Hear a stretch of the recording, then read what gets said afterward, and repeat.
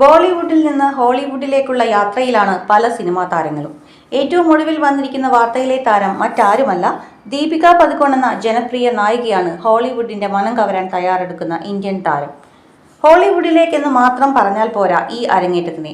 ലോക പ്രശസ്തമായ Marvel cinematic യൂണിവേഴ്സിലേക്കുള്ള അഥവാ MCUവിലേക്കുള്ള യാത്രയിലാണ് ദീപിക എന്നറിയുമ്പോൾ ഏറെ ആവേശം കൊള്ളുകയാണ് ഇന്ത്യൻ സിനിമാ ആസ്വാദകർ.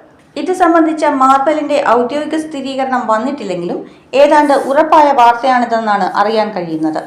ദീപികയുടെ MCU പ്രവേശനം ഇന്ത്യൻ സിനിമയ്ക്ക് ഹോളിവുഡിൽ പുതിയ പാതകൾ തുറക്കുമെന്ന് തീർച്ച.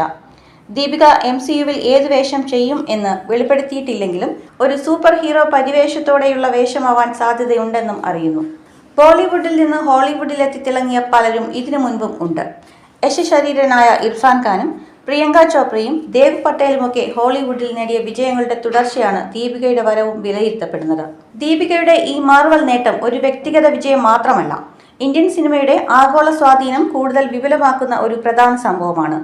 ഹോളിവുഡിലെ പ്രധാന ഫ്രാഞ്ചൈസികളിൽ ഇന്ത്യൻ താരങ്ങളുടെ സാന്നിധ്യം വർദ്ധിക്കുന്നതോടെ ഇന്ത്യൻ കഥകളും പ്രതിഭകളും ആഗോള പ്രേക്ഷകർക്കിടയിൽ കൂടുതൽ ദൃശ്യമാക്കാനും ഇടയുണ്ട്. ദീപിക പദുകോൺ MCUവിൽ എത്തുന്നതോടെ ഇന്ത്യൻ സിനിമയുടെ ആഗോള പ്രാധാന്യം കൂടിയാകും അടിവരയിടപ്പെടുന്നത്.